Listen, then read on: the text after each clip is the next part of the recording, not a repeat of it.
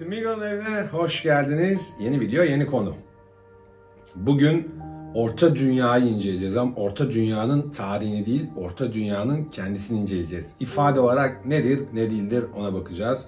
Çünkü Orta Dünya dediğimizde bu Tolkien'in bulduğu bir ifade değil. Çok uzun zamandır birçok kültürün kullandığı bir ifadeden, bir ister inanç tarzını ister düşünce tarzı deyin bir yapının, algının içinde yer alan bir terim, bir bölgeye verilen isim Orta Dünya. Bunu inceleyeceğiz. Nereden çıkmış, nasıl çıkmış, ne olmuş ve uzun bir konu olduğu için bölüm bölüm inceleyeceğiz. Bu ilk bölümü. Daha sonraki bölümlere de gireceğiz çünkü çok uzun olsun da istemiyoruz, bayılmayalım. Ancak dediğim gibi bugün Orta Dünya tarihini inceleyeceğiz. Ancak hikaye tarihini değil, Orta Dünya'nın gerçekten yaşadığımız real dünyadaki karşılığını, neye denk geldiğini detaylarıyla bakacağız, öğreneceğiz. Bence ilginç olacak. O yüzden çok vakit kaybetmeden videoya başlayalım isterim. Evet, Orta Dünya, Tolkien evreni. Tolkien'in ifadesiyle Endor Quenya Ennor Sindarin'de. Bitmemiş Öyküler kitabında da Ulu Topraklar, Great Lands olarak geçiyor. Genel olarak baktığımızda Arda'nın yerleşilebilen bölgelerine verilen isim Orta Dünya. Ve bu noktada şöyle bir şey de söyleyebiliyoruz. Bu Ambarkanta diye bir çalışma var. Christopher Tolkien'in Orta Dünya'nın Şekillenmesi isimli babasının işte yazdığı ufak notlar, diyagramlar, işte bu tür şeyleri bir araya getirdiği bir kitap. Bu kitapta Hitterland, Hitter toprakları denen bir bölgenin kuzeyinde yer alıyor Orta Dünya ve nedir? Tekrarlıyorum. Yerleşilebilen bölgeye verilen isim. Öyle öngörmüş hocam. Haritada, kendi çizdiği tabi haritalar da var konuyla ilgili. Doğal olarak nerede olduğunu, ne olduğunu görebiliyoruz mekanın. Aslında bu Middle Earth yani Orta Dünya ifadesinin tarihçesi biraz gerilere, erken zamana gidiyor. Oldukça çok yerde geçiyor bir kere. Birçok noktada bu ifadeyi bulabiliyorsunuz.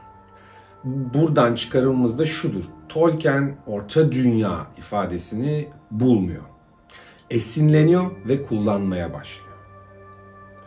Aslında orijinalinde bu ifade Middengard gibi bir ifade. Bu da ilk kez ne zaman karşımıza çıkıyor? 1066 yılında Norman istilası, İngiltere'nin Norman istilasına uğradığı tarihte bölgede konuşulan Orta İngilizce denen bir dil var ve o dilden alınan bir ifade bu. O dönemler kullanılıyor Orta Dünya ifadesi. Evet, az önce söylediğim gibi Orta İngilizce'den gelen bir ifade. Bu da tekrarlayayım 1066 yılından 15. yüzyılın sonlarına kadar İngiltere'de kullanılan bir dil. Orta İngilizce denen bir dilde kullanılan bir ifade. Ne demiştik? Middengard. Bu bir folk etimolojisi aslında. Kabul görülmüş bir kelime, kullanılan bir kelime ve birçok yerde de tarihi incelediğiniz vakit karşınıza çıkıyor. Bunun bir karşılığı var yine eski Yunanca'da, oikumene diyorlar. Bu da insanların değişmez yerleşim yeri, toprağı anlamına gelen bir ifade. Yine bu iki kelime birbiriyle eşleşiyor ifade, anlam olarak. Aynı zamanda son noktada bakabileceğimiz bir başka örneğimiz de Mediterranean dediğimiz Latinceden gelen bir ifade. Burada iki kelime bir araya geliyorlar ve bir anlam oluşturuyorlar. Nedir? Medi, ortada olan ve terra, deniz, su değil, kara parçası. Fake attım. İkisi bir araya gelince Mediterranean oluşturuyorlar. Böylece ne?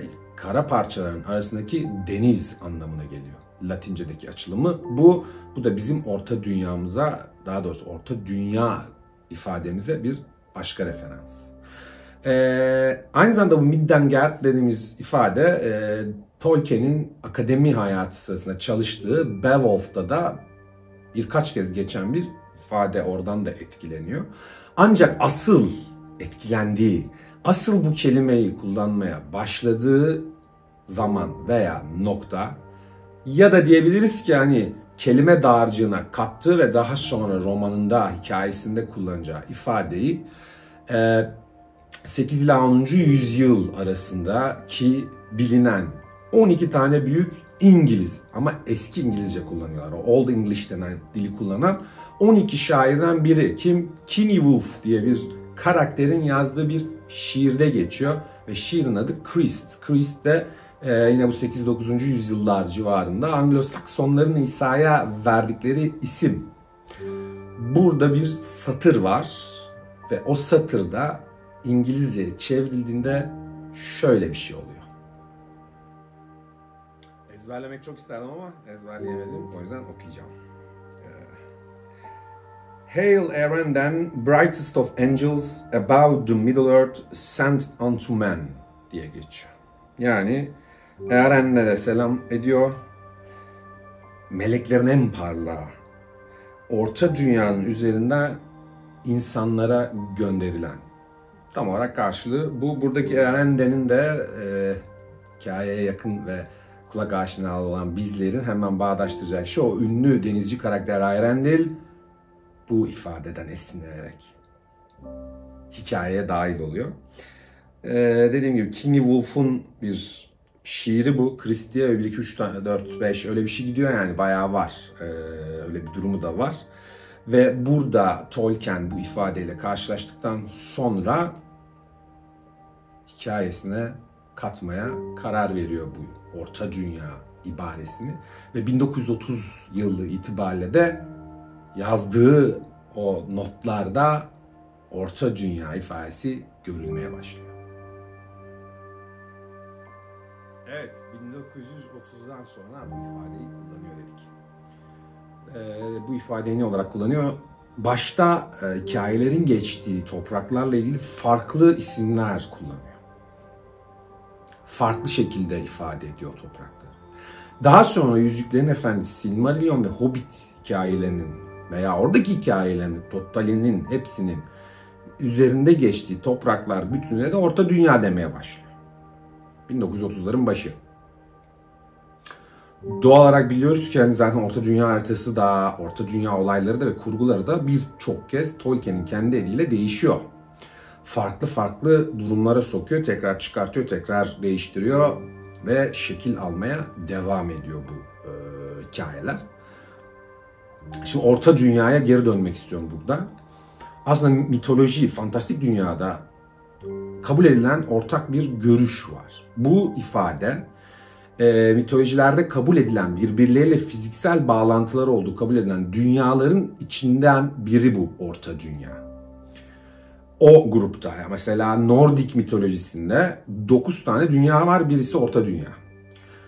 Batı Germanik ve İngiliz mitolojilerinde de 8'er dünya var, onlardan biri de Orta Dünya. Yani genel yapıda var zaten. Tolkien buradan etkilenip kendi hikayelerine merkez yapıyor Orta Dünyayı, ancak şaşırtıcı değil çünkü sıralamada Orta Dünya bu mitolojilerde de göbekte. Nasıl göbekte? Önce insanların yaşadığı toprak varsayılan bölge oluyor. Sonra onun hemen yakınlarında Orta Dünya ki evrenin ortası olarak tasvir ediliyor. Yer alıyor. Bunun etrafında deniz var. O denizin üzerinde elflerin, devlerin ve tanrıların toprakları yer alıyor. Serpiştirilmiş şekilde duruyorlar. Ölüler Diyarı hemen Orta Dünya'nın altında. Sonuçta merkez. Mantıklı. Ve Orta Dünya'dan o dışta bir deniz çerçevesi daha var. Onun üzerinden Asgard'daki oldukça tanıdık bir isim bağlanan Bifrost geçidi yani köprüsü, aynı zamanda gökkuşağı köprüsü dediğimiz bağlantı var. Bu şekilde mitolojik dünyaları birbirine bağlıyor. Fantastik, mitolojik bakış açısı. Evet, bu noktada da Orta Dünya'nın Tolkien'i bu kadar etkileyip isim olarak kullanmaya karar vermesi bana biraz normal geliyor açıkçası. Bu şekilde tekrarlayayım. Kendi evreninin ismini de bu mitoloji dünyasının ortasında yer alan toprak parçasıyla adlandırıyor. Ki bence çok mantıklı, tekrarlayayım.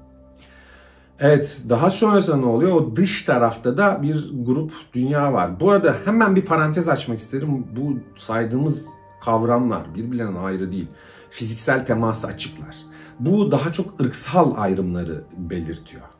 Bunun tam ifadesi bu, evet. Yani birbirleriyle iletişim var bu topraktan. Ayrı ayrı 9 dünya değil.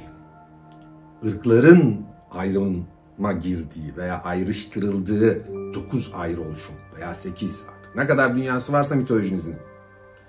Ne kadar çok o kadar iyi sanırım. Bilemiyorum. Ve bu Asgard hikayesinden sonra doğal olarak orada 9 oluşum var. Söylediğim şey, bunları da genellikle hani Thor ve filmlerinden çok gördüğümüz o birçok isim burada. Jotunheim burada, işte Vanaheim, bunları hep ezberlemekte çok zorlanmıştım. Alfheim, böyle isimler var. Bunların hepsi de burada yer alıyorlar. Dış denizin dışındalar. Bu şekilde de mitoloji dünyalarını sıralıyor.